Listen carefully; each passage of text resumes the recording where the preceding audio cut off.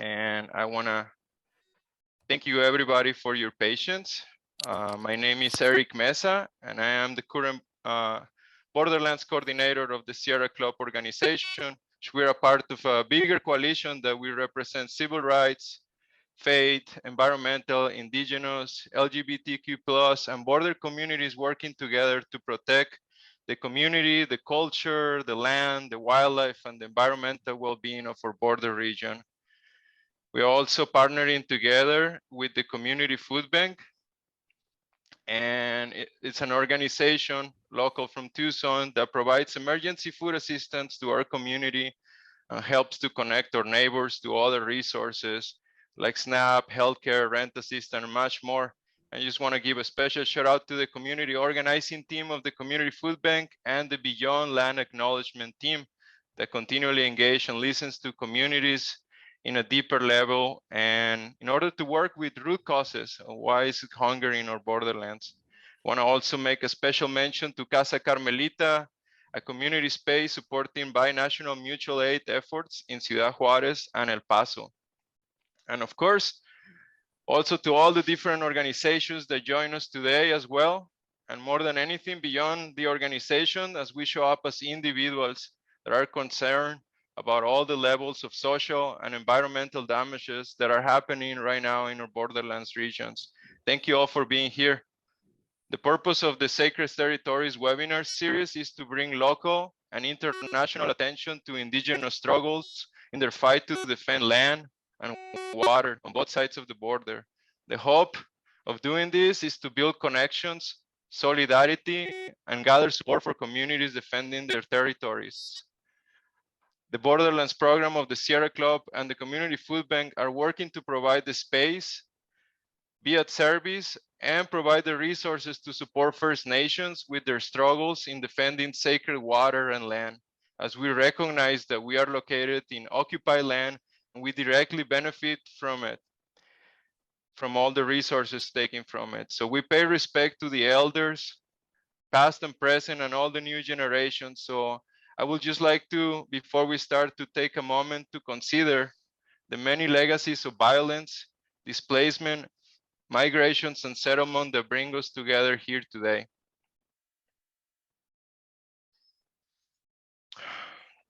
Thank you all. So as I won't have the time to go around and do everyone introductions, which I would love, but time is limited. You're welcome to drop something on the chat, something like where you're from, what land do you occupy, and any words of support that you would like to share with our presenters today. That would be great. We will have our presentations, and then we will have time for questions at the end. Questions will be put in the chat. Please try to make concise questions, but if something it's not clear to our presenters, you might be asked to unmute yourself and clarify or expand into the question a little bit more. And well, with no more to say on my behalf, I would like to give the space to Nellie Joe, who's gonna start, and let her be the one telling us about her story and the work that she does. Thank you, everybody.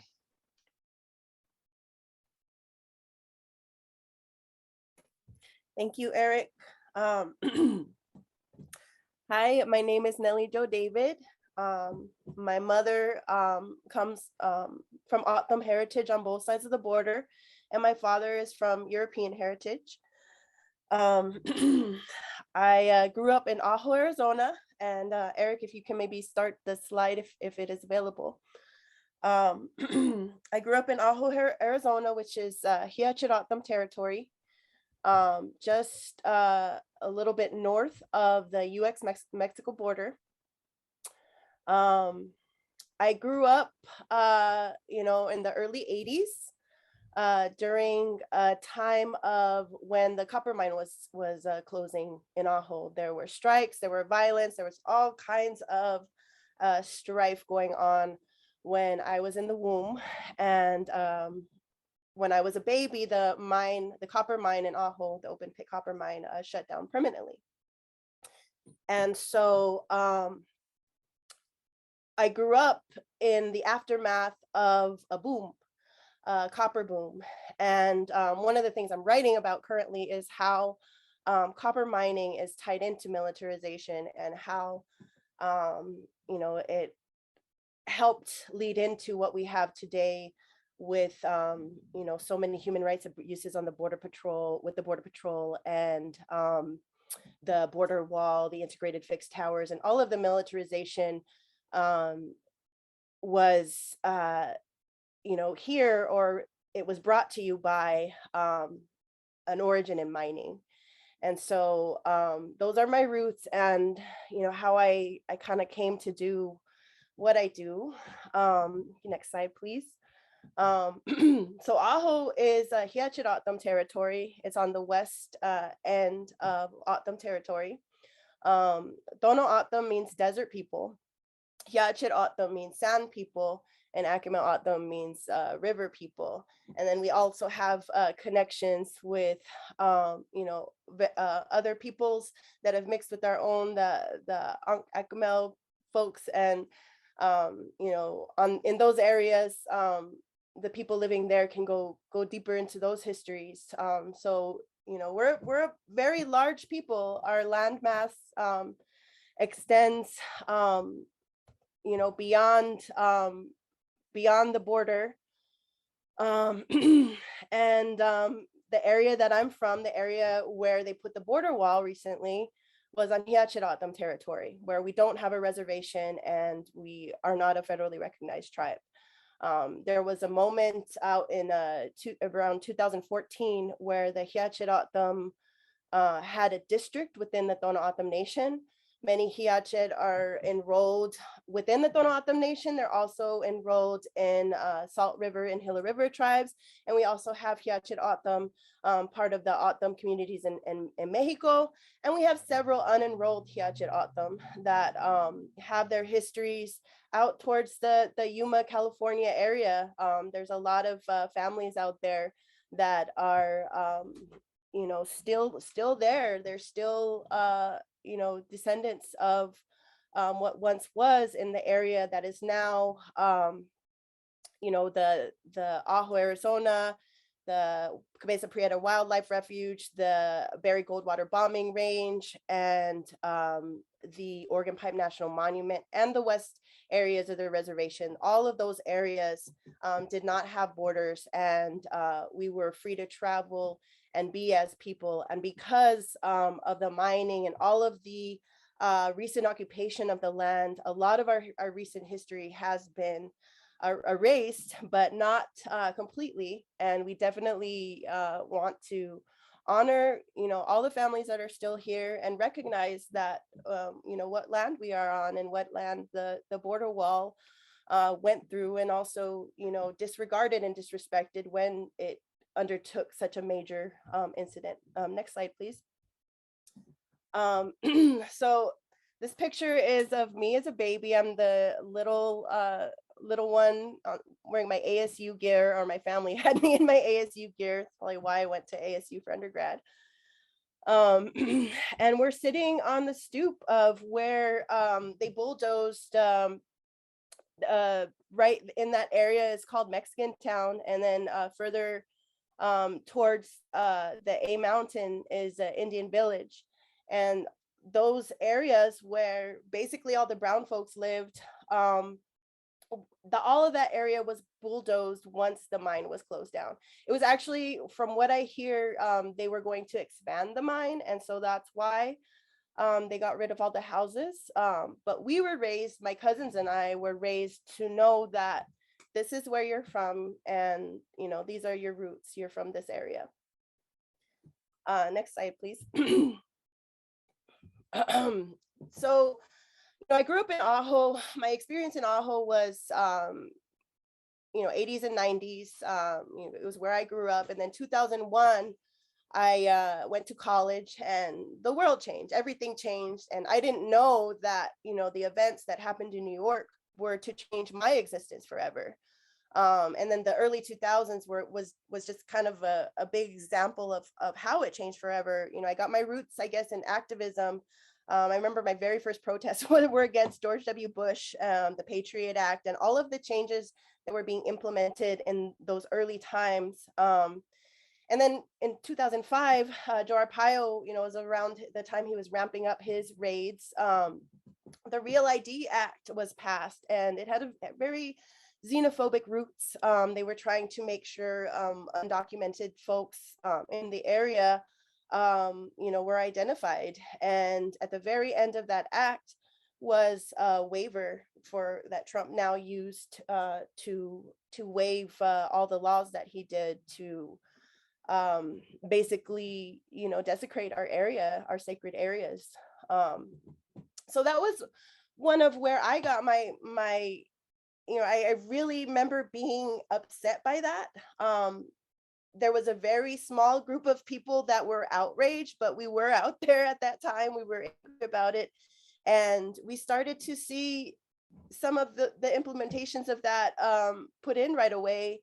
Though, it wasn't spoken so much of during the Obama administration. Right off during the Obama administration, and the beginning of the Obama administration, we had an increase of militarization. So some of the hopes of having George Bush out of the office, for me, I was very disappointed because we just saw this huge increase, and we saw the checkpoints, and now we haven't seen the end of it. We were told that they were temporary at that time, but in the year 2000, 2008, 2007, and 2008, that was when we saw basically our lives change forever. I'd grown up going back and forth from Ajo to Phoenix. Some families went from Ajo to Tucson. Some families went from Ajo to Casa Grande or Sonoita. And we all had our city experiences where we go to on the weekends to get supplies and see our cousins who were displaced because of the mining displacement. And so that's how I grew up, and the checkpoints really changed my life. I had graduated college around that time, gone to Ajo every weekend, but I did stop going because of different incidences of harassment that I would experience, that my parents would experience, that my friends would experience. We all just, not everybody stopped going home, obviously.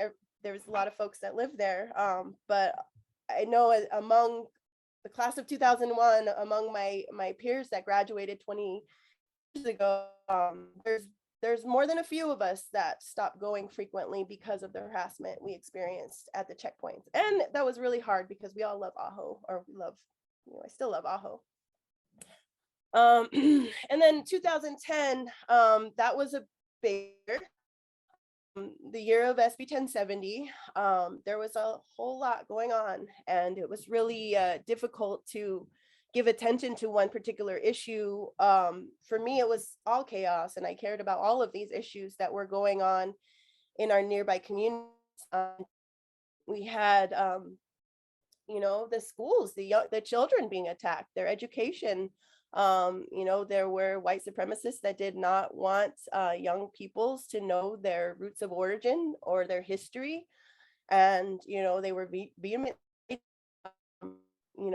the history of, Mexican, the whole history in the Southwest. They were going through that here in Tucson, where I'm currently speaking to you from.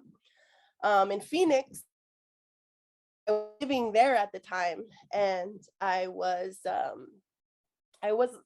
heavily involved in, I guess you would say, activism at that time. The raids were in full swing. Joe Arpaio was targeting Guadalupe. It was very apparent that he was targeting the areas where brown folks were living. And it was really scary. It was a really terrifying time. And I would still be going home. And around that, Tom Horn, who was the superintendent of public instruction at the time, was targeting Ajo schools. And Ajo ended up paying over $1 million for basically these Trump charges of kids not having the correct papers, which, they were, it was complete bull. A lot of Ajo families with Sonoita. We've had roots for thousands of years. It was an O'odham village before it was, the place that it is. Sonoita is Shonoita. And so, it gets its name from an O'odham origin, and a lot of our relatives. And in addition to Puerto Peñasco and all the way down to Caborca, where I have many relatives in my family, and they were also displaced due to mining. And unfortunately, we got into the mining industry, as many O'odham families did, because that was what you needed to do for survival. And in so many ways, mining is what displaced our families ultimately, because that mining would. Next slide, please. So fast forward to, I went to law school, I graduated. I was in this whole rush, for one, to stop the Border Patrol facilities, making its way into Ajo, which I failed at. Well, I mean, it was kind of an impossible dream. But I, all of these things happened. There was a new facility in Ajo. There's, their housing Arizona. And then there was a push for the integrated fixed towers during the Obama administration. Some of those, right after I graduated law school, I was contacted by folks in Quitobaquito district who were very concerned about abuses. And so that was taking place around that time. And so immediately we kind of had been dealing with trauma after trauma after trauma. And keep in mind, a lot of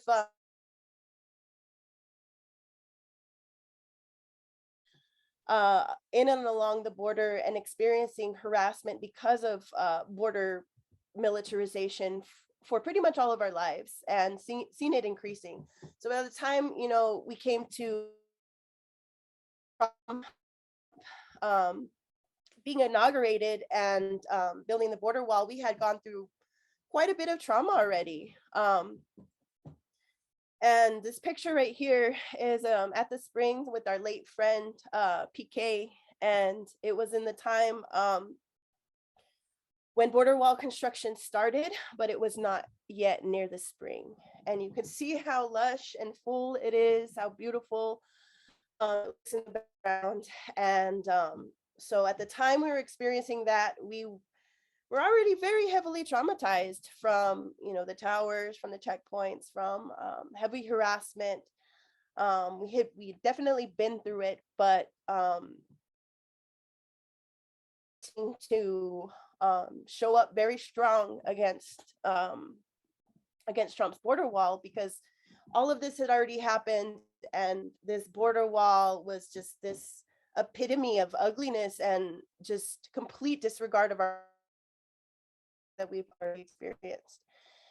And so we end up losing our friend PK in the early days of COVID to a car accident.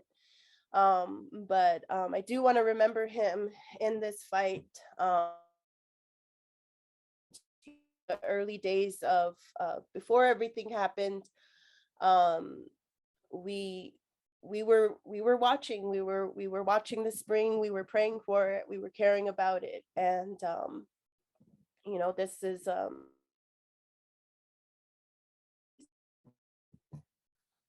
we also had various there were very many ceremonies and prayers that take place by many different O'odham.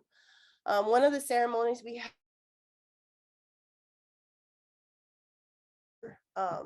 we all went into lockdown. We were able to have a ceremony in exchange with O'odham in Mexico, and base that ceremony on the water. It was a beautiful,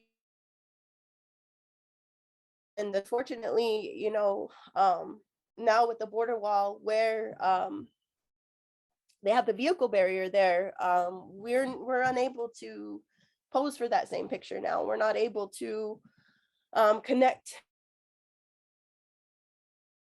thousands and thousands of years we've connected. We've had runners run through. We've had the salt river, or the salt journey.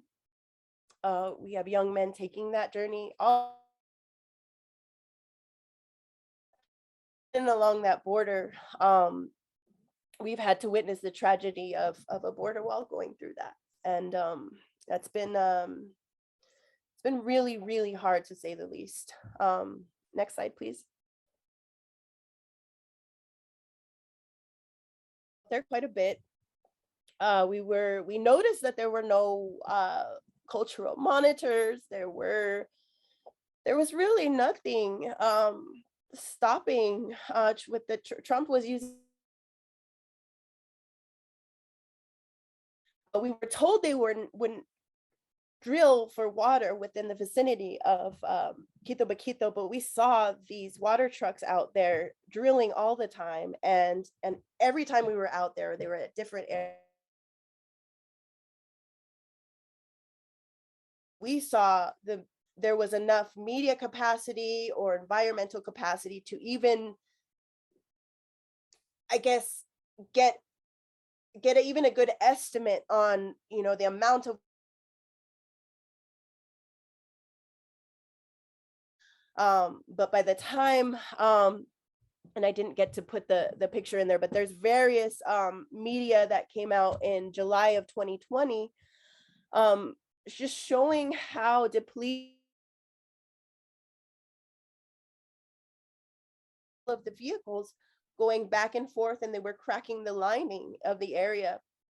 And so the state of Quitobaquito was really, really bad by that summer of 2020, and we were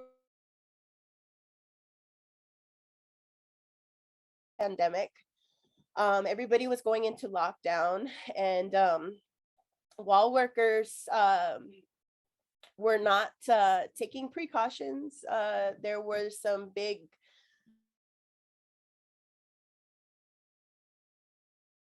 wearing masks in the stores. There seemed to be, this consensus because Trump was in power and, law enforcement was on their side. There seemed to be this consensus that, outside of the waivers, they didn't even have to care about our community or respect our community. And there were, parties, there were these big, parties at the height of pandemic. Article that stated that that wall workers did bring the pandemic to Aho, and so I think that's a something 2005 when they were passing the Real ID Act and when they were talking about the waivers. One of the big scare tactics that the white supremacist folks that didn't like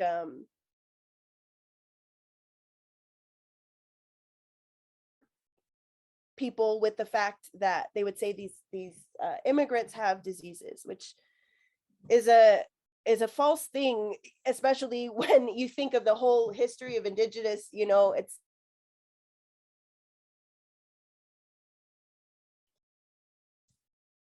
our whole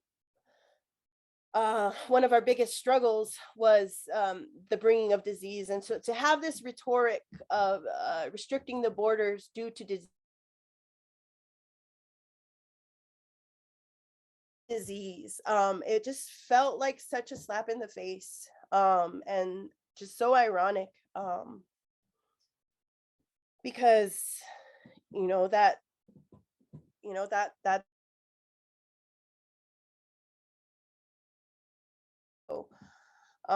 that was just really hard to watch all of that play out in the media and really not get responded to. Like, hey, wait a minute, all of this fear mongering, and here you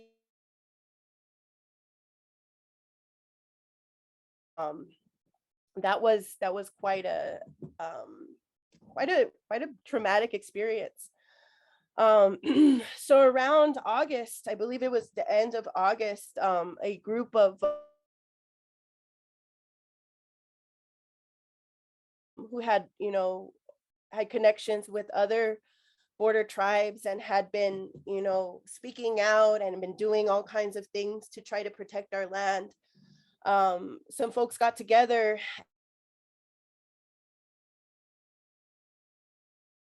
Next slide, please. um, oh, oh. And Stinger Bridge and Iron is a steel manufacturer that ultimately constructed the steel you see in the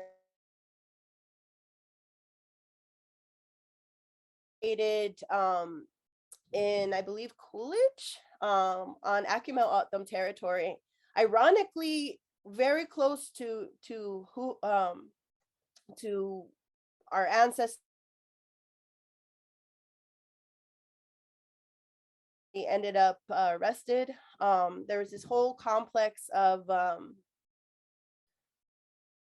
area where Stinger Bridge and Iron was transported, put up, and then held by cement. And the cement is what required all the water, in addition to the roads, I guess, needed to be watered down daily. And so we were watching that before our eyes. We saw some of our brave O'odham community members block Stinger Bridge and Iron, stop the construction. And a lot of folks said that they were going to do direct actions that never ended up happening. So when we did what we did, we definitely didn't plan it. We actually, in rapid pace, we wanted to get out there early and just kind of scope it out. And that was pretty much what we were there doing. And, you know, we went to pray. We went to pray for the place.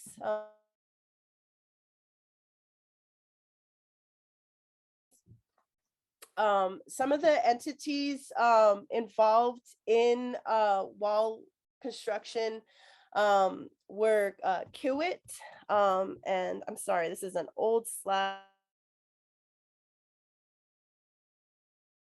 Were involved were actually Fisher Industries has several companies that were working on the same thing.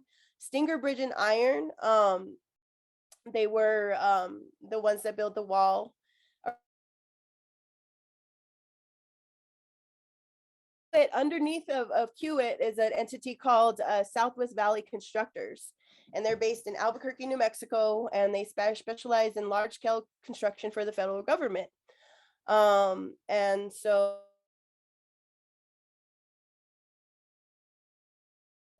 the Southwest Valley construction team has a proven history of working with the U.S. Army Corps of Engineers and U.S. Customs and Border Construction. So the point of that is that, you know, there's a lot of industry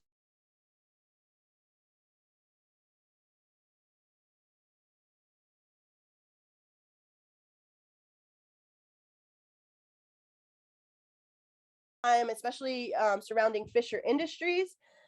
They were involved in a lot of for-profit schemes with the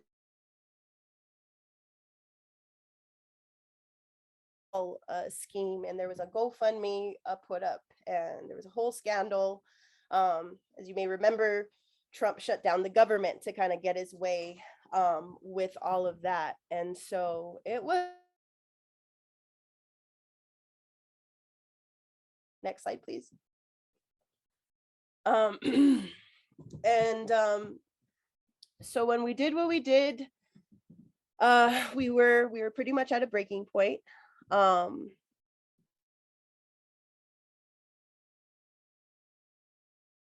Set out there to pray. I did want to prepare a video. I'm not too skilled at I guess putting video together, but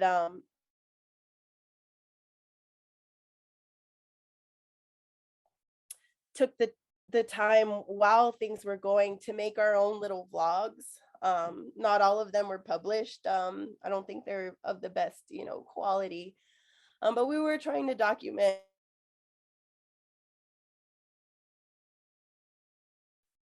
when we did ultimately hear the construction going on, we were in separate places. We were praying in different areas, and I ended up recording with anyone I might eventually.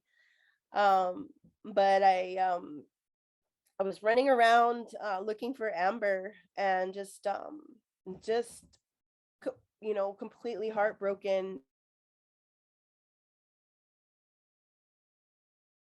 Today they were, you know, putting that border wall across from that area, 200 yards from Quitobaquito on that day. And all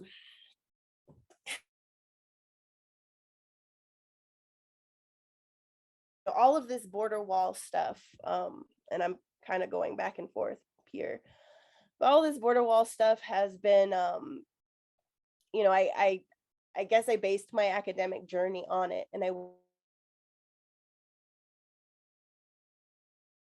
try to get involved in the lawsuits against the border wall. But I did have a few hiccups along the way. And at the time, we sat in to get my, you know, SJD program going. I'm working on my dissertation related to militarization and mining, and I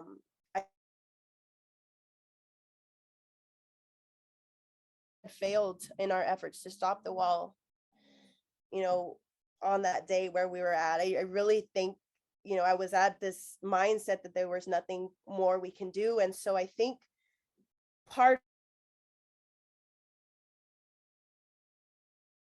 left to lose, you know, because, you know, everything that I had gone to law school for just hadn't worked.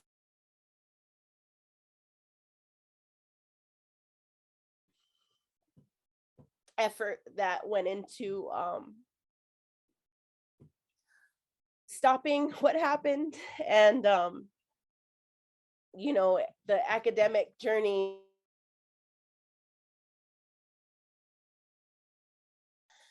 So, you know, we had COVID and we had the wall building, and we had prayer, and we had, you know, the I put my hope in was our culture, our beliefs, our himatog, our religion. And, you know, I'm probably not the best example of, you know, some time, but it is something, my culture is something that I have a deep respect for, and it's very, very hard to see um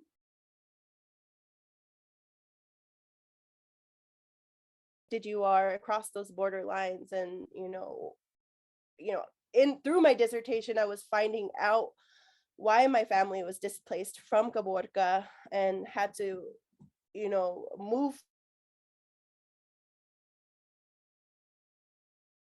At that point it was just like, you know, this is it, we just had to. And so next slide please. And next slide.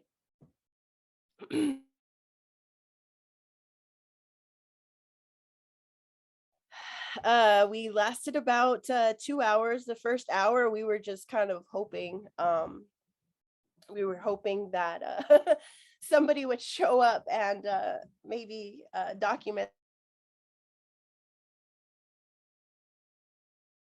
It's really scary. And before the media showed up,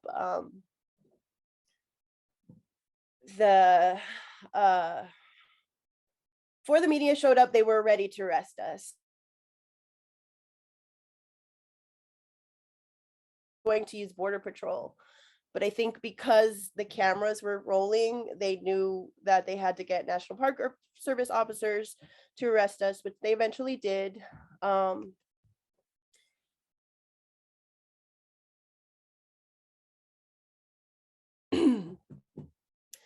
And so several Border Patrol enforcement, with the help of uh, uh, the National Park Service officers,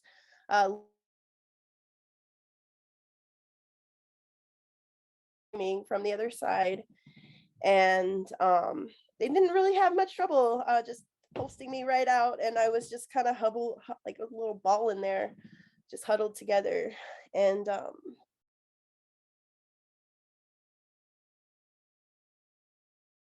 she got arrested. We were told we were going to be taken to Ajo. We were first taken to Lukeville, and then out to Core Civic, past all of those Stinger Bridge and Iron detention center. It's horrendous inside. If you ever, I happened to take a tour prior to my incarceration. I took a tour with Earlham Border Studies.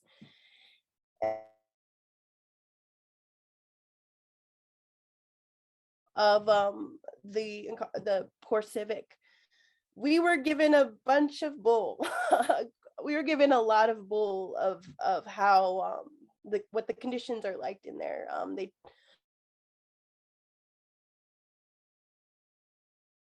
And it's not wonderful. And you know, it's a I hope, you know, in another time we'll have another hour or another maybe even weekend, lifetime. It's just that type of a nightmare that folks just trying to provide a better life for themselves are subjected to on a daily basis. So our experience at Core Civic was quite traumatic for the two. After that, we were released with we're told they were pre-trial release conditions, and when we rejected to them, I remember very distinctly being yelled at by the judge, you know, that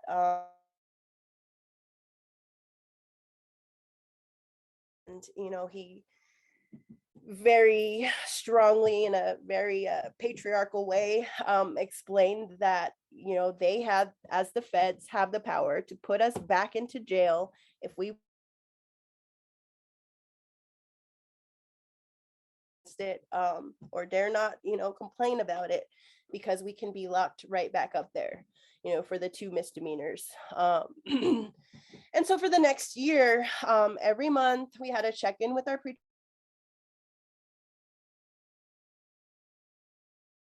and we had to we couldn't leave the state, couldn't go to Mexico. Both of us had, well, I immediately tried to make a prayer request. I wanted to go to the Pinagates, and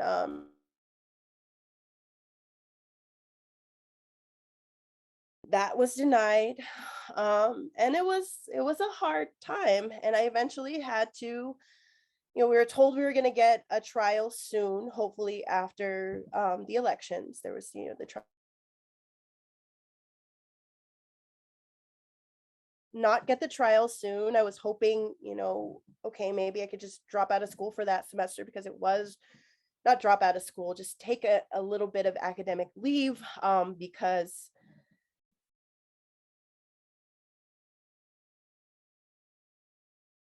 of and you know, federal intrusion and trauma wasn't, you know, it wasn't the best situation, and I definitely wasn't on my best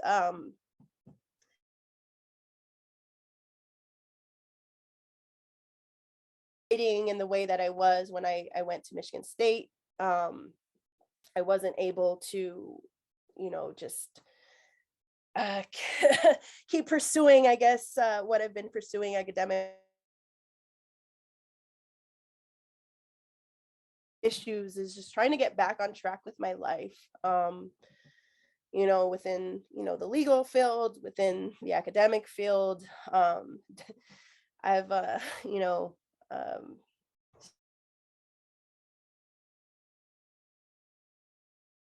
having to take the plea deal.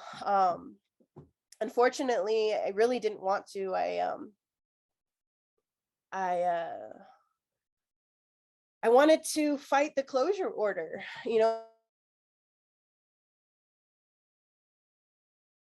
the powers that be, the prosecutor, repeatedly during Amber's trial said, they could have gone the legal avenue. They could have gone the legal route. Well,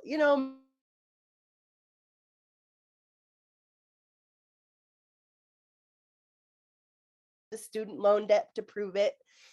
And, I'm glad that we did what we did. I don't regret it. Even though they did ultimately put up the wall in that. Regret it because, our elders went through the periods of assimilation, and they went through those that boarding school area.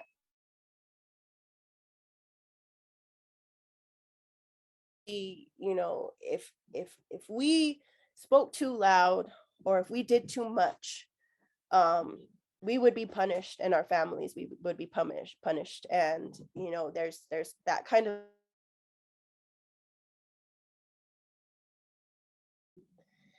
And I don't want that fear to persist from the boarding school area. I definitely want the children of the future to know that, even in the face of law, not abiding by their own, environmental protections, and not abiding by all of those things, that, we have, our own things that we believe that are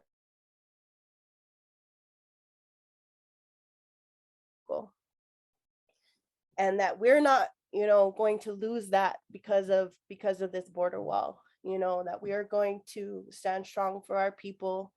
And I definitely do understand that, not that don't agree with what we did, and that's okay. I think there's all types of different ways to fight for our people, and some of those people who disagree with me or us and what we did are.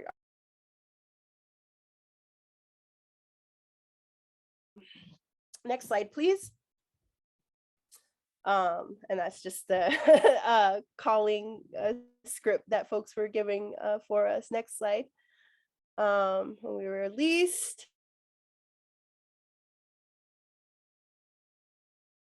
After we took our actions, there were several other O'odham who stood up. Sorry, as you could probably tell, I have a little bit of anxiety.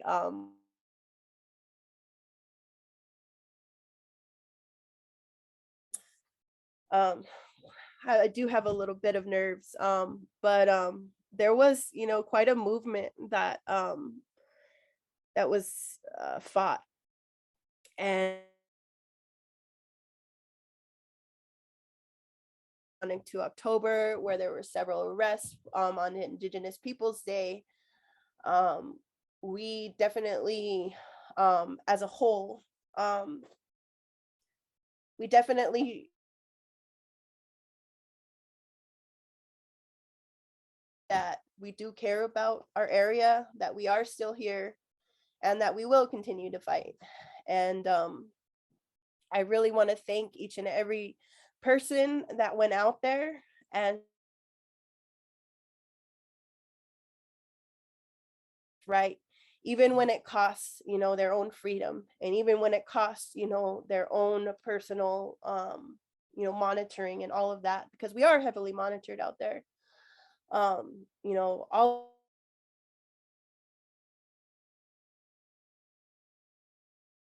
before at the beginning of this presentation, when Trump started this, I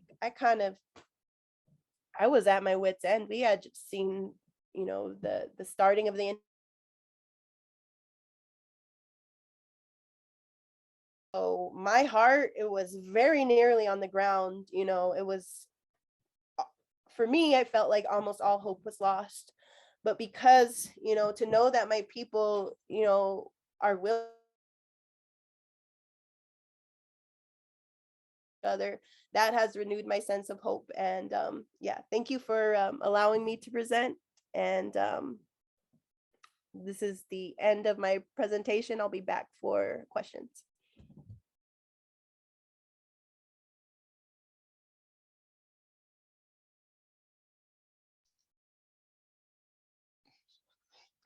Thank you so much, Nellie Joe, for sharing with us. And I want to also acknowledge people in the chat.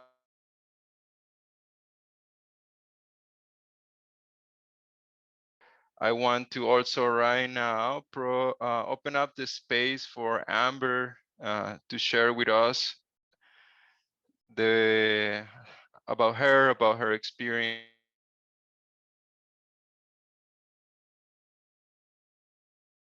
After Amber's participation. Thank you.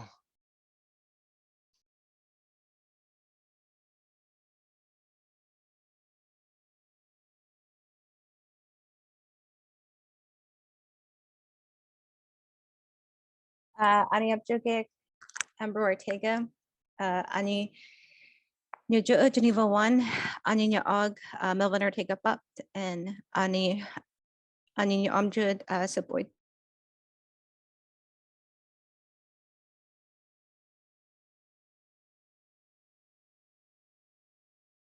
So welcome everyone and thank you for joining.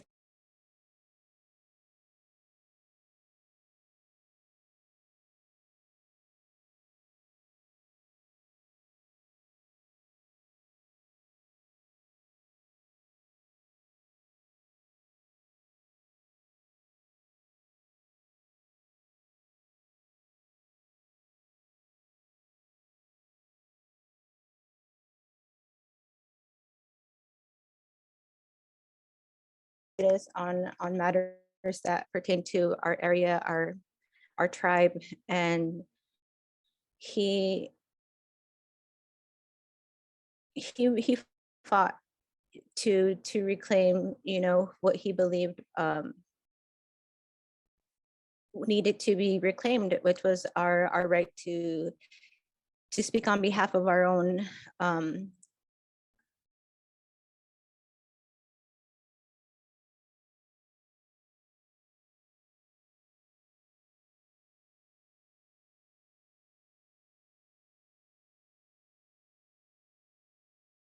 when Border Patrol became present on the Tohono O'odham reservation, they made a lot of efforts to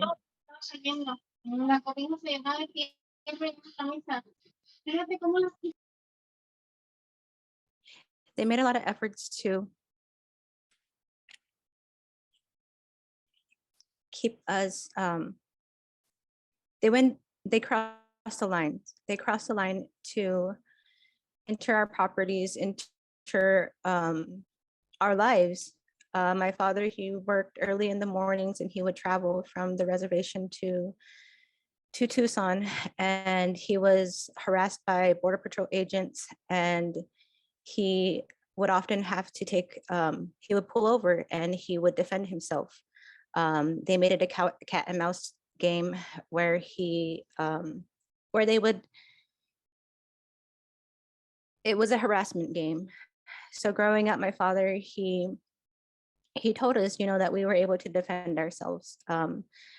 Growing up in school, we watched as the presence of these vehicles grew, and there were often times where they would pull us over. My mother would be driving my sister and I to school, and they would make a point to harass us. They would make a point to question myself and my sister. They would make us speak English. They would speak to us in Spanish. They would make my mom roll down the window, and they would make a point to intimidate us. And it happened on several occasions. You know, there was the message my father left us with, you know, you can defend yourself, you can speak up for yourself, you can speak on something that you believe is not right. And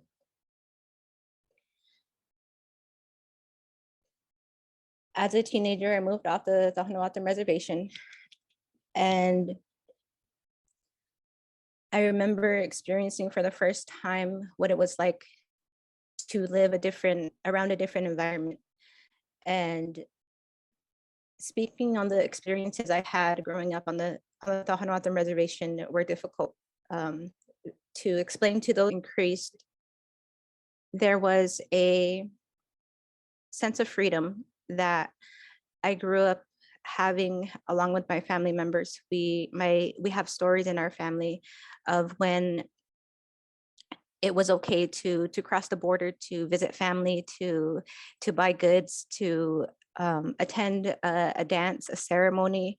It was part of our culture. Before the borders existed, our people traveled along all areas of what's considered the border boundary line. And so I grew up knowing that our lands were special, that our lands were where our relatives lived for since time immemorial, that the mountains connected us, that our stories, our language was real. And so as I grew up, my father, he made a point to educate us on matters that pertain to our area, our tribe, and he fought to reclaim, what he believed needed to be reclaimed, which was our right to speak on behalf of our own property, if you want to call that. So in our villages, we have our homes, we have our villages. And when border patrol became present on the Tohono O'odham reservation, they made a lot of efforts to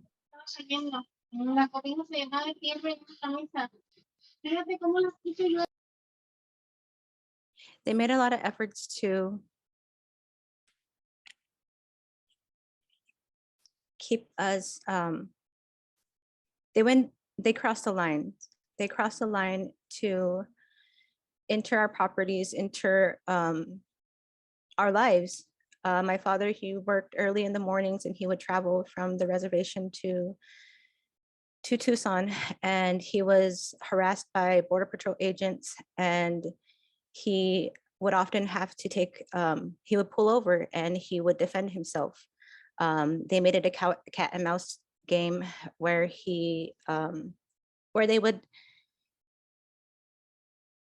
it was a harassment game. So growing up, my father, he told us, that we were able to defend ourselves. Growing up in school, we watched as the presence of these vehicles grew, and there were often times where they would pull us over. My mother would be driving my sister and I to school, and they would make a point to harass us. They would make a point to question myself and my sister. They would make us speak English. They would speak to us in Spanish. They would make my mom roll down the window, and they would make a point to intimidate us. And it happened on several occasions. There was the message my father left us with, you can defend yourself, you can speak up for yourself, you can speak on something that you believe is not right. And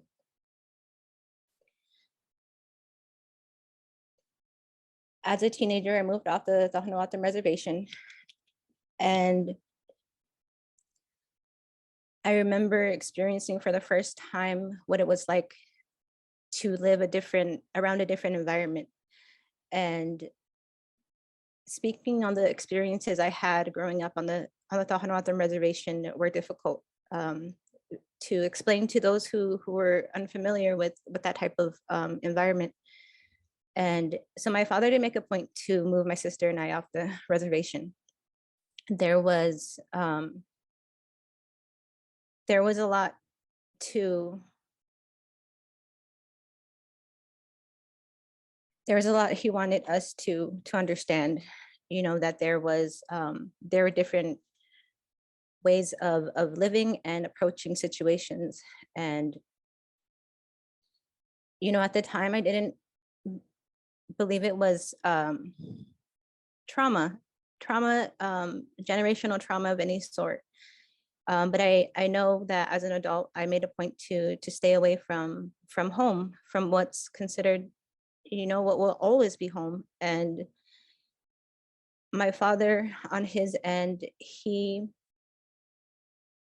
before his passing, made a point to connect with his relatives who are Hiachiratam. So I grew up knowing I was Tohono O'odham, and that my grandmother was Akmeratam. And so I knew I was O'odham from both sides of my parents. And from my father's end, he learned later in his life what it meant to be Hiachiratam. And before his passing, his goal was to inform my sister and I of our relatives that extended beyond the borders, that extended beyond the Tohono O'odham nation. And even this side of the if the border would, so he wanted us to know that there's a history. There was a history that he wasn't able to educate us on, and a history that was also not taught to us in the school. And it pertained to being Hiachiratam, and it pertained to the lands and our relatives. So my grandfather, he was a traditional singer. He had a dance group, and he made frequent trips to Kitapekito. And his connection to the land, to the water, to the history is what pulled me to Quitobaquito. It was also the Ajo area. Ms. Nellie Jo spoke about Ajo and the mining operation. And so it plays into the history. So Darby Wells and Ajo, they are where my grandparents met. They're where my grandparents worked. And it's also near one of the last traditional Hiachiratam villages. So we have connections to the water, to the lands in that area as Hiachiratam. And when my father passed, I made a point to revisit, and to connect with those who he was encouraging me to. And this was before border wall construction. Learning about the wrongs, the history, there's a lot that goes into what wrongs have been done to Hiachiratam specifically, and the injustices. The Hiachiratam were excluded from the Tohono O'odham nation, and there was years of effort put into fighting for acknowledgement with the United States of America, and then with the Tohono O'odham nation. And after much effort, after 20 plus years, the Hiachiratam were then included into the Tohono O'odham nation and other surrounding federally acknowledged tribes, other bands of O'odham. And the lands, the Hiachiratam lands, were divided up into the Berry Gold water bombing range, there's the copper mine in Ajo, and the Organ Pipe National Monument. And we have lands and sacred sites that exist beyond the border.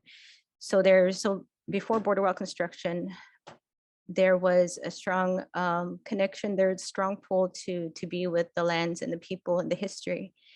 And there is a document, it's called the Kitapekito Document, and it's one of the only documents, one of the oldest documents that exists that can give account for who the Hiachiratam were, the water source, and even the burials, families that connect beyond the borders. And one of the biggest messages was that we needed to carry on our traditions, our stories, our who we are as a people, because of these erasure efforts. And so there was a big effort to raise awareness within the community and within our families.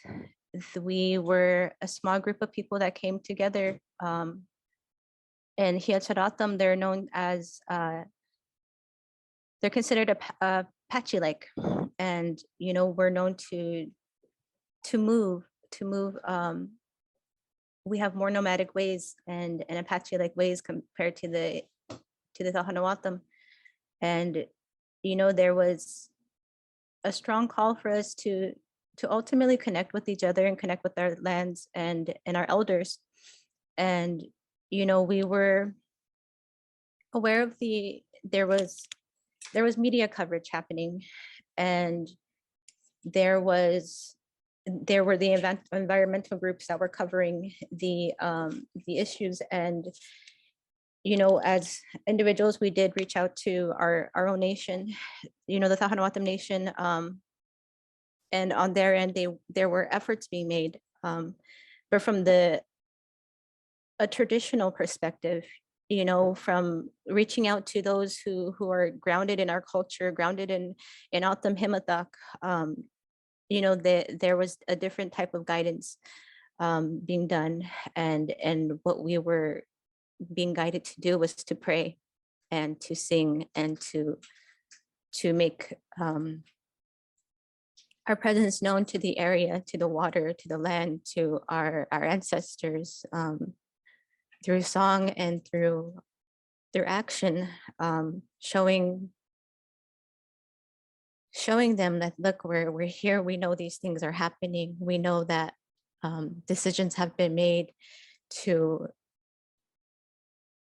construct a wall to divide the lands, and we knew that it was wrong, we knew it felt wrong, we knew what environmental damage it was going to cause, we knew the permanent damage that it was they would be facing, the animals. And we also knew that there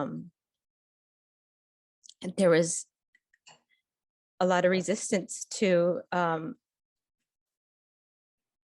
saying something, to actually doing something. There was a lot of effort put into the political to politically discussing these matters, but culturally we had to reach out to our elders during this time, and we were guided to sing and to make offerings and to visit. And one of the difficult things we were facing during this time was the fact that Kitapekito not only was home to our history, but it was home to endangered species. There's the pupfish, the Kitapekito spring snail, there's the desert caper, there's the Sonoita mud turtle, there's sacred special animals that are only known to be found at that spring. And one of the things that people were unaware of is that in our history, there was, when the lands were divided and taken over by the National Park Service, there was a dying off of areas where we grew. There were farming areas, there were sacred plants, there were sacred, there was so much that was taken. It was one of Kitapekito was also one of the other last villages for the Hiacharatam. And it was difficult. It was difficult to know what to do from a cultural perspective. With the water depleting, we saw mass amounts of water being depleted. We knew, for instance, it took 39 gallons of water to mix concrete. you know, for each mile, for mile, groundwater was being pumped. And for them to see these tragedies playing out in our eyes, it was difficult. We were making frequent trips. There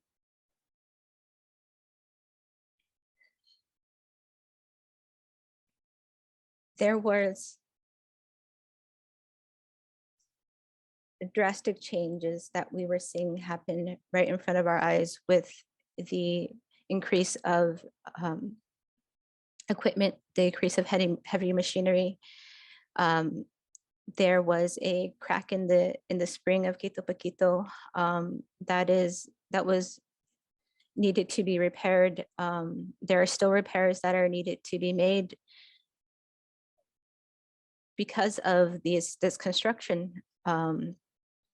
Quitobaquito is a bird's nest. It's home to endangered species, and the damage we knew would be permanent. And there was real fear for a major catastrophe because of ecocide. You know, ecocide exists, extinction exists.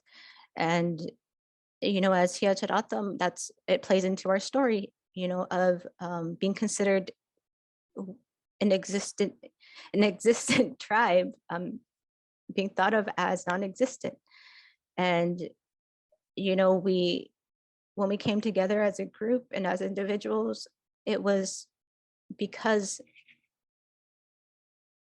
we know our history. We're learning about our history. We're educating ourselves on what matters have been done to harm our people, what injustices have been done. We, as Altam, have all experienced some type of harm at the hands of Border Patrol agents. We're also aware of how they have been successfully able to silence our people and censor our people, and how they've and what they've done and gotten away with. So I do want to start with a couple of slides from the day of the arrest.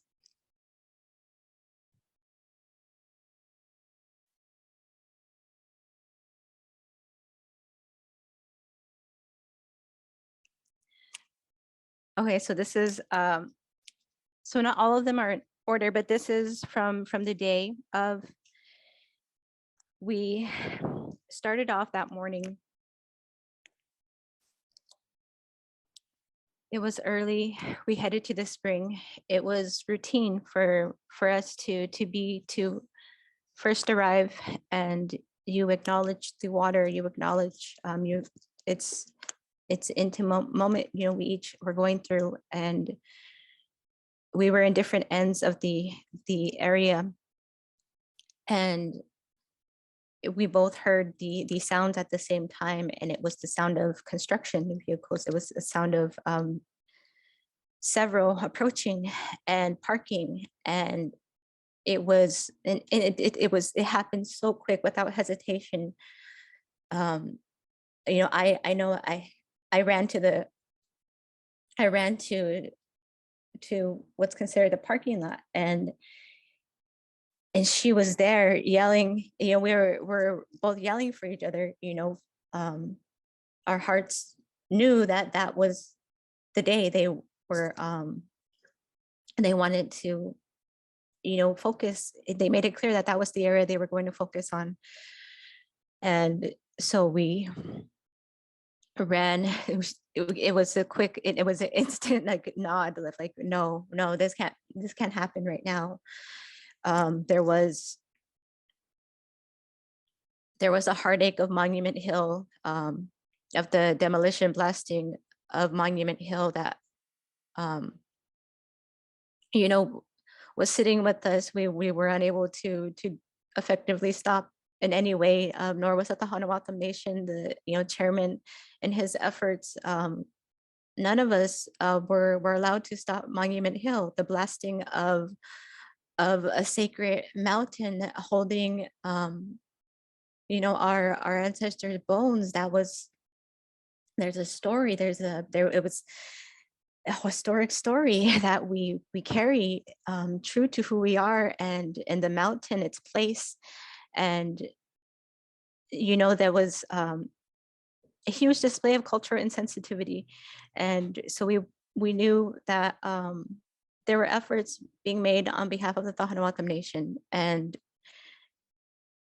that day we ran out, and it was an instant, like, no, we have to do something. They can't break ground. They just can't break ground. There are no cultural monitors present there. This is a historic site. This is our history. This is our forever. This is, you know, never has this land been severed in this way, damaged in this way. We have been discussing it, you know, the heartache, the trauma, the land trauma, you know, the childhood trauma that we experienced, you know, with at the hands of the United States government. And so in that moment, you know, we grabbed water. I grabbed my shoka, and this is Nellie placing herself. We ran to this area, and she was the bravest one to, you know, before to do this. She so she instantly placed her body and threw her hands in the air, and she was telling them no. If you can move to the next slide. And so he turned around, he did a 360, and he attempted to dig. So there you can see the claw, and he wanted to then try the other side. And in the background, you can see the water truck that is spraying behind him. And so this is part of their work. They would spray the roads so other construction vehicles would have, so they would drive much easier over the dirt. And so this is groundwater. So that was happening. He turned around, and there we both stood. And if you could go to the next slide. And so this is the land before the border, before they broke through. And so this is what as it was the day of, before they started. And next slide. And these are the workers. You can see them stationed all along the border. Next slide.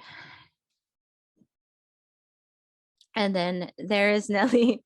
She, so he stayed parked, and I stayed on one end, and then he wanted to attempt again to dig on the other side, and she went ahead and ran and placed herself on the other end, and I stayed where I was, and we were both, you know, yelling at him, asking him to leave. Next slide. And so we were there for a couple hours. I stayed put where on the other end, and right across, you'll see the tractor and the bucket. And that is where Miss Nellie Jo was sitting.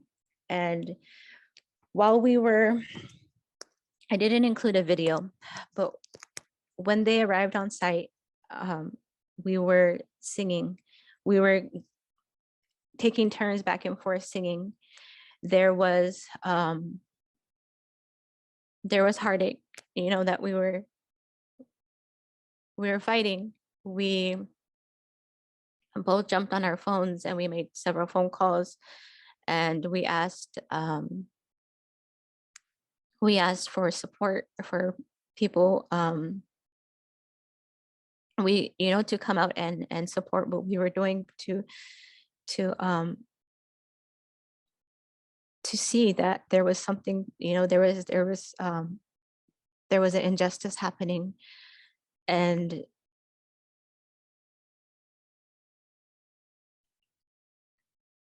all we could do was sing in those moments. All we could do was really sing and pray. And we both knew what history was held in the surrounding areas. We both knew what wrongs were being done. And it wasn't planned.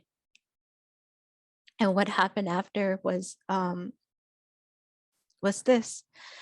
So we had Border Patrol agents arrive along with National Park Service. And as they stood there, we sang. And we sang and we sang. And there were attempts they made on their behalf to speak to us. But we continued to sing. And there were times where we also did attempt to educate them on the lands and the area and the wrongs that we believe they were committing by being in those positions. And there was a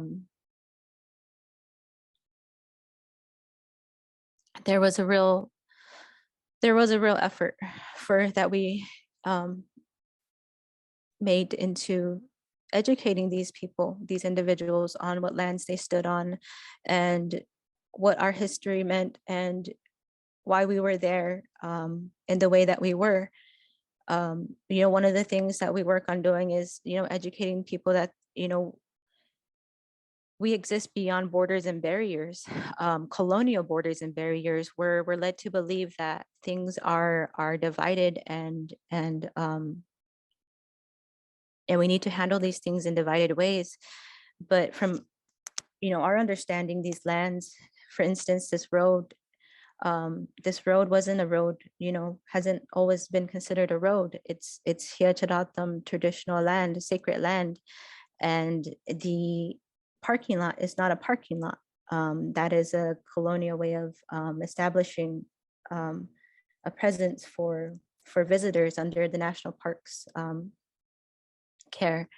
And so, for us, this is not a road. That border is not that wall, that line. It's a line. You can't technically disconnect a culture that will forever be connected to the lands and water and elements that have provided. We, in our culture, in our legends, we were told how we were created and why we were created. And part of our creation is part of this, our story is that we come from the land. We literally come from the land. We literally were made from the land. And, as Hiache means sand, it's who we are. And there are different, parts of what connect us to what areas. And there was, like Nellie Jo said, there was along this area is where men travel on a salt pilgrimage. It's a sacred ceremony for men. It's a coming of age ceremony for young men. And they run through and they make a stop at this water spring. And so it's things like this that we were attempting to share. And we were doing some shouting and singing, and we were releasing real trauma in those moments. And there was so we have Border Patrol agents recording with their cameras, and then in the background you will see two others, and they arrived on site and have been so supportive and encouraging through this. They have been documenting a lot of the things that we did in terms of resistance. And next slide.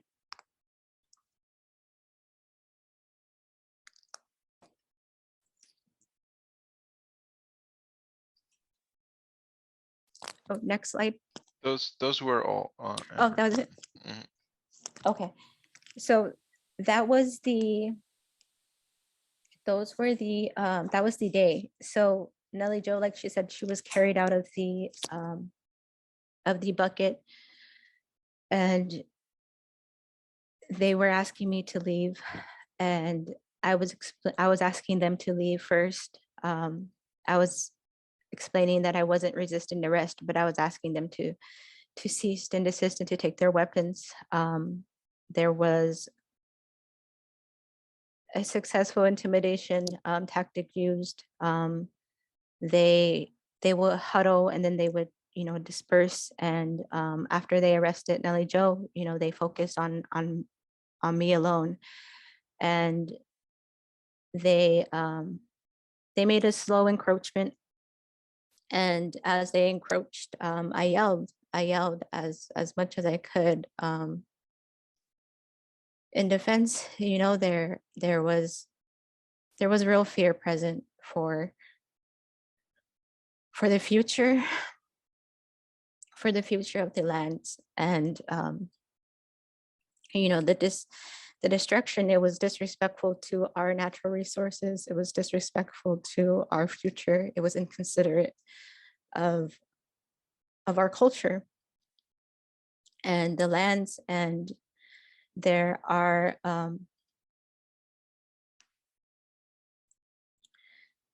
there is a history of our people being removed.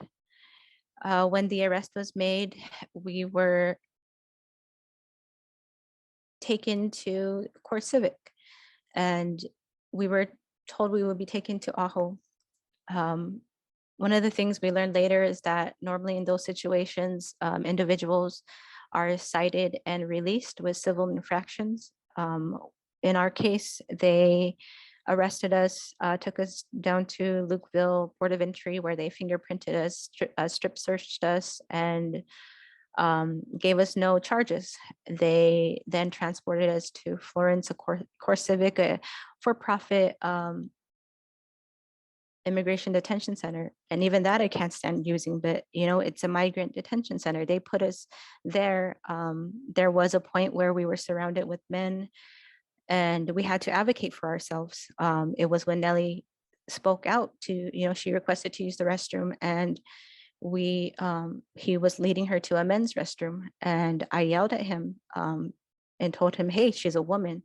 And he looked at both of us and said, oh, and then he moved us. There was no hand soap, there was no hand sanitizer. We had to advocate for that as well. When given water, can you please use gloves? Can we please have soap? We were not given any charges. We were not given access to call a lawyer. They told us that because it was COVID, it would require a phone without a line to reach into the cell, and they didn't have a phone that could reach into the cell available for us. And there was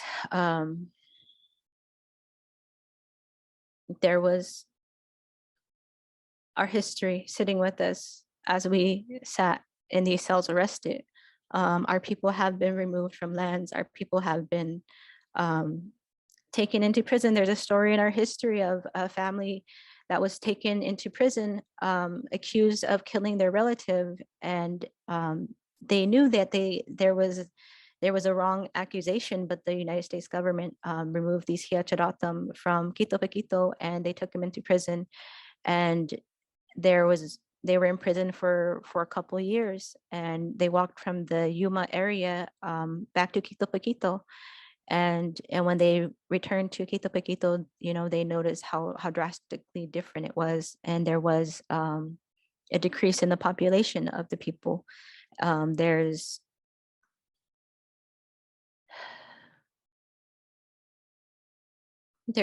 real abuses that we are aware of that have been done to our people, and so we sat in those jail cells knowing that our government, the United States government, was against us, was going to prosecute us. And you know, we were released under pretrial service conditions, frequent home visits, frequent appointments, urine samples. They made a point to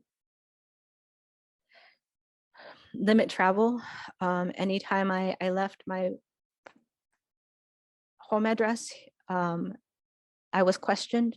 I was questioned when I visited family members. I was also harassed while visiting family members by Border Patrol, by National Park Service. I'm sorry, they follow Border Patrol. They followed me from Kitapekito to Ajo to the Tohono O'odham Reservation to Tucson, Arizona, down 86. That's been my year since I've been released. I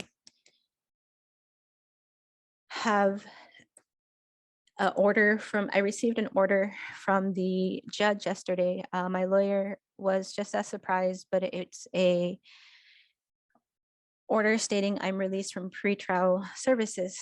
How that affects the case now, we are unsure of. I did request a new lawyer. My journey through this has been difficult, dealing with emotional trauma.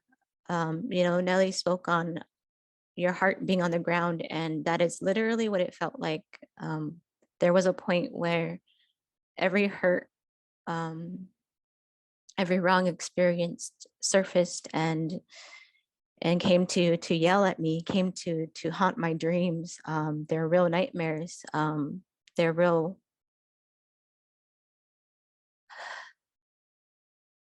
There's a real fight to reclaim who we are as women, as O'odham, as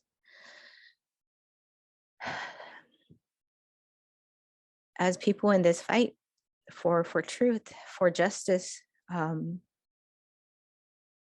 I chose to fight this case knowing that there was a big chance of us losing. We both received appointed lawyers, and I was told by one that I would lose. She told me flat out, looked at me dead in the eye and told me I was going to lose, without hearing any part of who we were, without hearing about the case. She knew of the charges. I'm grateful right now to have a lawyer who's willing to fight this. I knew that I could be found guilty, but the point was to bring to light the truths that are done to our people and have been done. And this is, this isn't just for us, this is for our future that has been erased. There, you're welcome to look up Hiacharatam, look up Tohono O'odham, look up our border issues, look up the integrated fixed towers, look up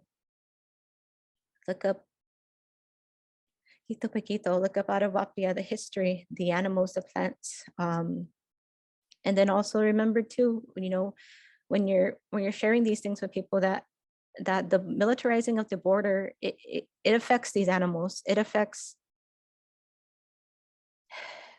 their well-being. The severing of migration patterns. People are one thing, but animals and nature are there. And so, this is, there are efforts being taken right now to revive, Kitapekito and the plants, and to bring it back to its well-being. And we, as Hiacharatam, we are a federally unrecognized tribe. There is a history that still needs to be told, though, regardless. And this is part of it. Fighting, just this past week, my lawyer filed for a motion to reconsider the RFRA. The fact that it was denied as a defense, it shows again, that there's an injustice. And thank you all for being a part of this. It means more than some may be aware of. And thank you for all your support. And I believe we're going to open this up to questions.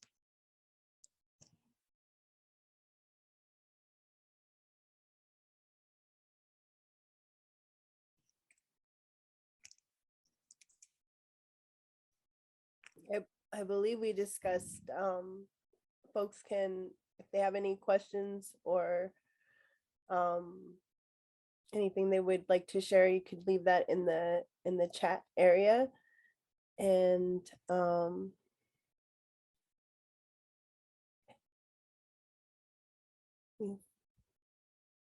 actually read through.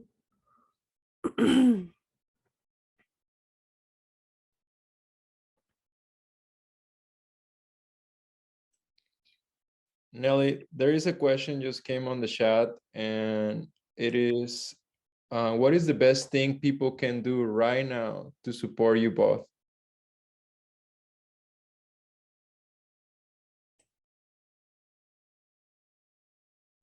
Amber, would you like to take that? No.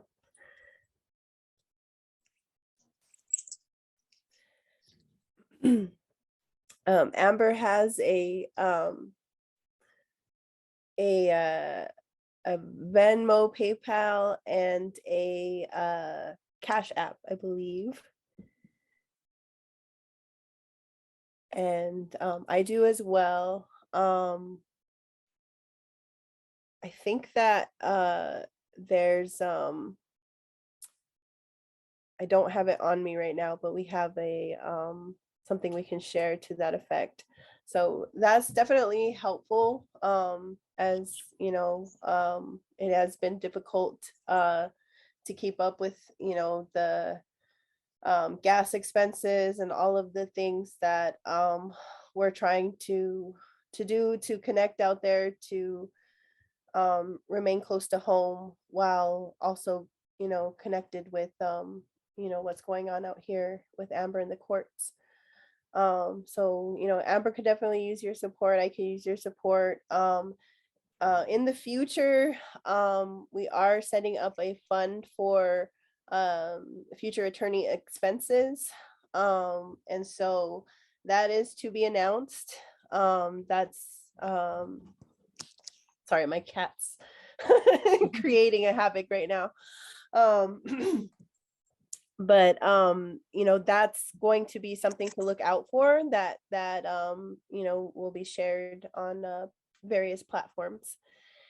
And outside of that, there's what Amber just said, referring to you know, finding out more about Hiachirotam. You know, there's an article out in the National Geographic by David Martinez. That's a very good article.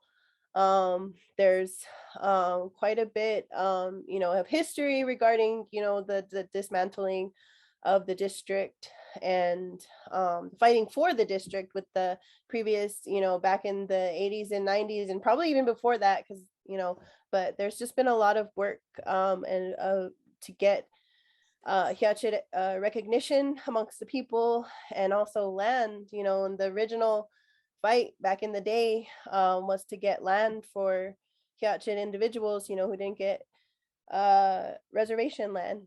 And so, you know, those are things that I think are important to think about and highlight, and just the history of the National Park Service. Yeah, you know, a lot of folks, you know, think of it as this all-encompassing, yeah, it's a place of protection, you know, but the reality was, you know, there were very much folks that were in the Park Service that were willing to protect, but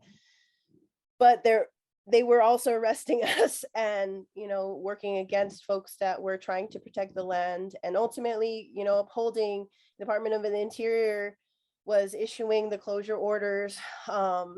And so, you know, they're upholding a system which ultimately destroyed us, or, you know, destroyed the area where we were from, and not destroyed us. We're still, you know, living as a people. But I think it's important to re-examine the history of the land you're on. Maybe, you know, a lot of folks stay out there, you know, camp and enjoy the scenery and whatnot. And you know, before this all began, a lot of times in the news clips are, you know, them weren't mentioned, or, Hiachirotem weren't mentioned. And I think it's important to recognize that these histories exist. And if there's any silver lining to anything, I'm glad that people know that, Hiachirotem are still living and still caring and fighting about their land.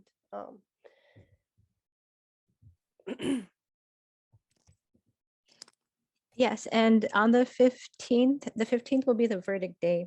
So we're still waiting to hear back from the judge about the motion to reconsider the RFRA argument, and she did take the off pretrial services. That was a surprise. We don't know what that means yet. If we do lose, we can appeal the case, and that will be a whole another part of the journey. And it was a big deal to find new representation. There are arguments that could have been made. It's important to fight it, to fight it. And right now it's taking time. It's taken over a year. This has interrupted an immense amount of things. There's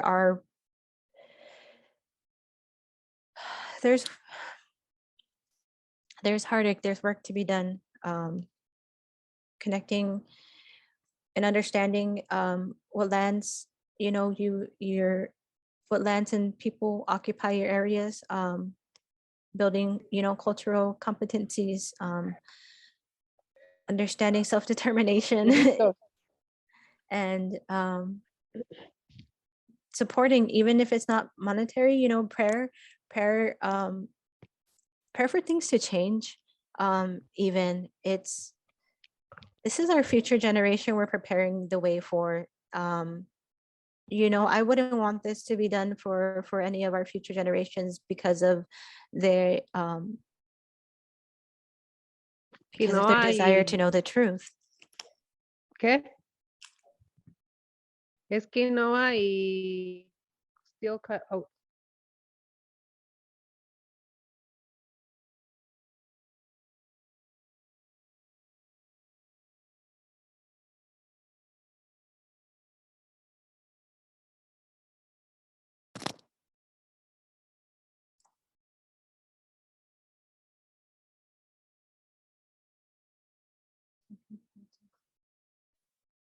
And letters, yes. Letters can be sent in support.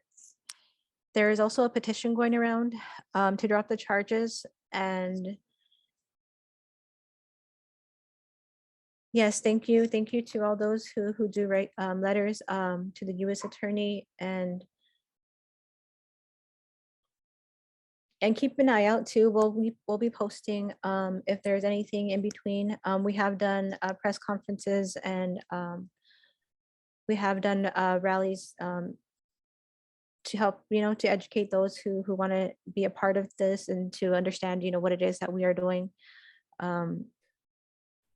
For letters to the attorney, they're due before the December 15th date, and there is a specific email address to send those to, and the Water Protector Legal Collective has that on their website and on their social media handles, on directing specifically what email address to send the letters to the judge for Amber.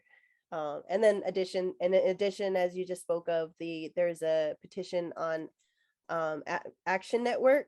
I believe the Attorney General just changed, and so we're changing who it's to, and we're in the process of doing that. But you can still, the letters sent to the previous attorney will still go to the next one, I believe, and so keep signing the petition.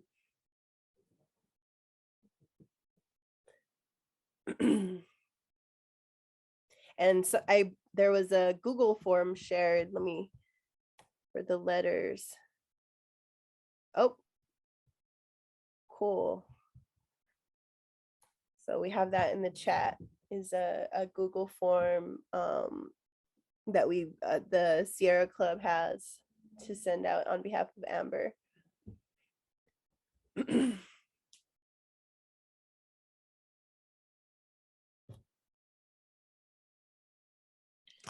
What has happened to you is scandalous.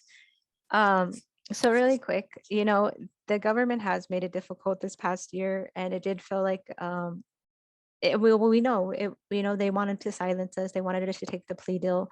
They made it difficult this whole year. Nellie, her experience was hard to, it was separate than my own, but we were both experiencing some real stress because of their consistent phone calls. If we didn't pick up their phone right away or return a phone call, they would threaten us with jail, with calling the marshals, with also giving us a violation. And so with each violation, they threaten you to, they threaten to take you into jail.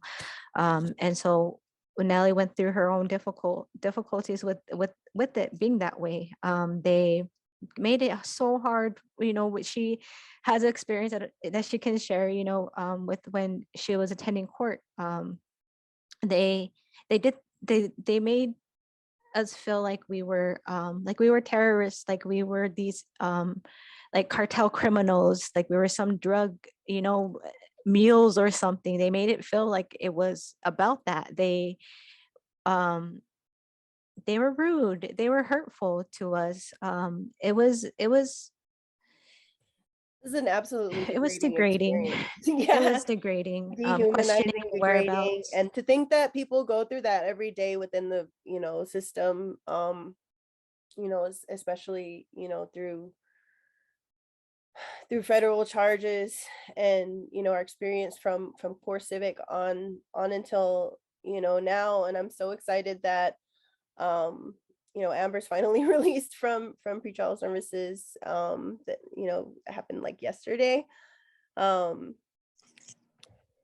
that was a huge surprise. One of my heartaches, I'm sensitive, but when I was spending time with family, it was important to get away from the noise, to get away from the city. And every time they knew when I was away from home and when I was visiting family, that's how we know there's a collaboration happening.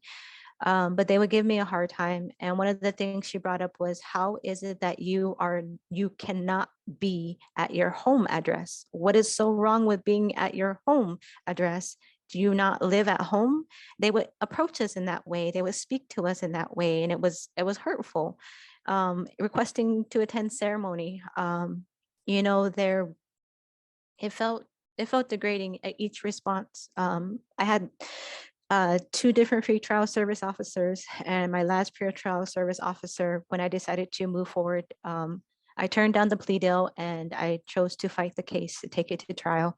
And as soon as I made that decision, they gave me the pretrial service officer that Nellie Joe had, and the way he spoke to her was hurtful. I watched her, crumble and cry because of how hurtful they were.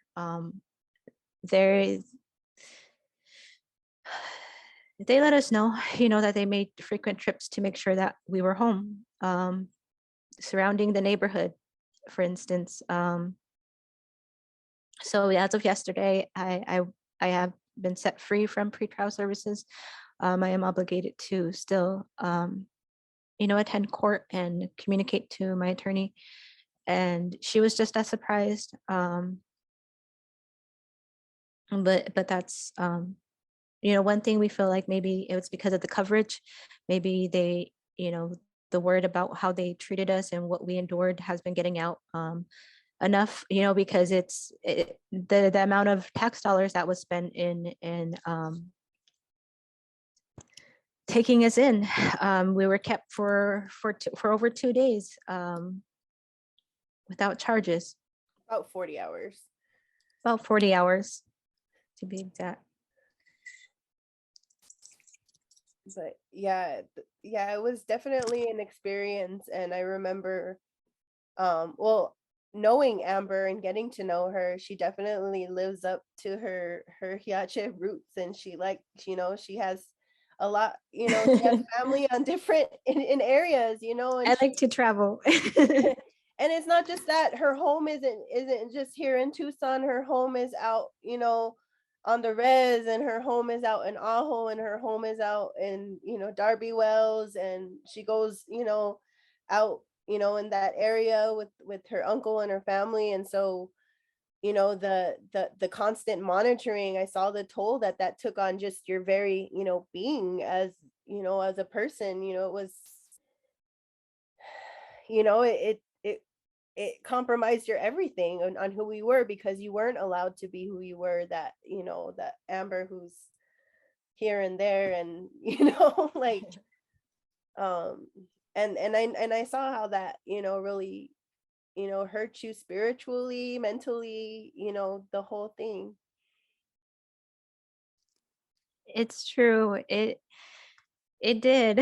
I do love being out and about. I am a spontaneous person, and this has challenged my own sanity and my own beliefs. This has been this is forever. This is forever how we fight this, how we move forward. We could appeal the case. Appealing it would take it to the district court. And there, you know, we were cautioned too, because, you know, there are judges that were brought in through the Trump administration, and, you know, they could strongly oppose it all.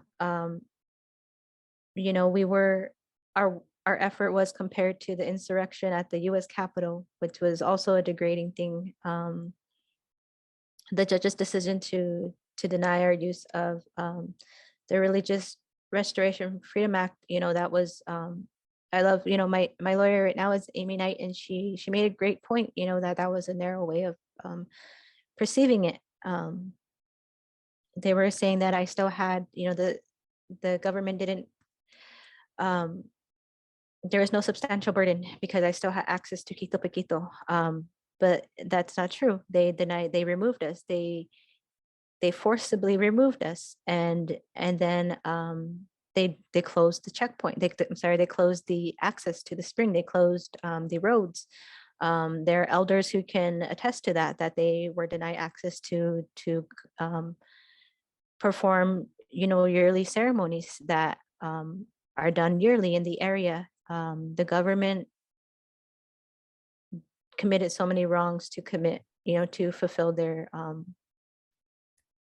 job, and it was dirty, it was gross, it was messy, it's wasteful, and that's the biggest part of it, is the waste, the amount of waste that we have seen, and we literally saw how wasteful of a job it was, and you know, it's only a matter of time that fence requires rust maintenance. You know, that can, what about the animals? What about replenishing, you know, what's been harmed? What about it, you know, allowing us access to our sacred sites that generations of Hiacharatam have been fighting for? You know, we're told we have to work with and not against, but it works both ways. And yeah, that was heartbreaking. The effort to put our hearts on the ground, that's real. We had Trump supporters, we had community members yelling at us, flipping us off, saying degrading things to us to our faces. You know, we're survivors of so much, and so much is has been denied to us. And thank you again. Thank you all for being a part of this. We can't let the story of our people die off. Thank you, Amber. Just there is one question in the chat about when will be the next court date, and if people is able to show up in support.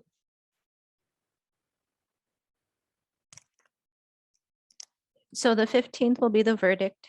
And I believe the sentencing day will be when I'll be required to be there in person. So as of now, I believe if you want to be there in person, it would be the sentencing day.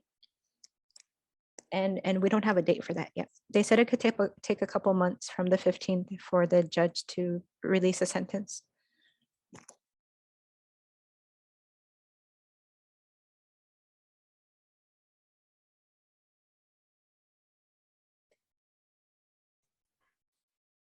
Just want to say I see all the words of encouragement and just thank you for everybody who's been supportive, and you know, your words mean a lot, especially, you know, just knowing that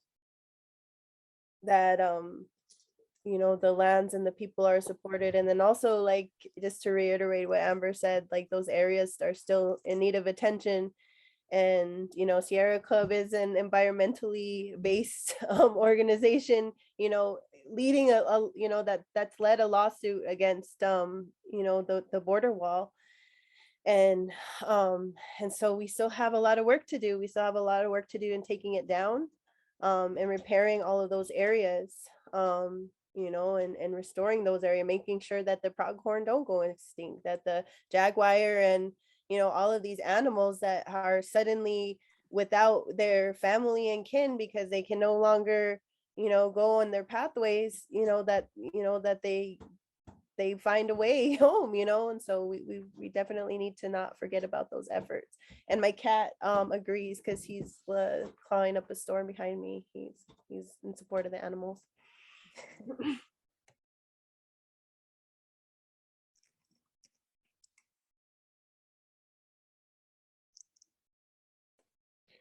Thank you, Nellie, for those words. It's just such an important. Nobody could have said it better. I just want to say that this recording will be available to you all in the future. I'm just going to add subtitles to it. So after the finish of this webinar, I'm also going to make available the flyer that contains all the information for supporting Amber and supporting Nellie Jo David with financial support that is much needed at this point. Also, there will be also that letter that we're going to be passing around. Please broadcast it, pass it around to your contacts. And I want to also, just to finish and to be respectful for everyone's time, I want to just thank everybody again. Thank you, our presenters. We recognize how difficult this is and how emotional and it's and draining this process has been for you all. And we as a community, we thank you so much for being on the forefront of the struggle and giving us this inspiration to be able to move forward in a good way as a borderlands community that take care of each other and take care of the animals and take care of our environment and the people that lives on it. So you're just a great inspiration for everybody. And I want to also invite everybody to, if you're able to, and to just turn on your camera for a little bit and maybe say goodbye with a wave, and that way we can see each other, because haven't got the chance to see each other. Thank you so much. As we're all here in community, that might not feel very personal at this point, but you know, at least we can get to see each other and we stand for each other, and we're here working together to make this a better place. Thank you all. Have a wonderful rest of your day. Thank you to the interpreters that did such an amazing job, Ashley and Gabby, for translating all the information to Spanish today.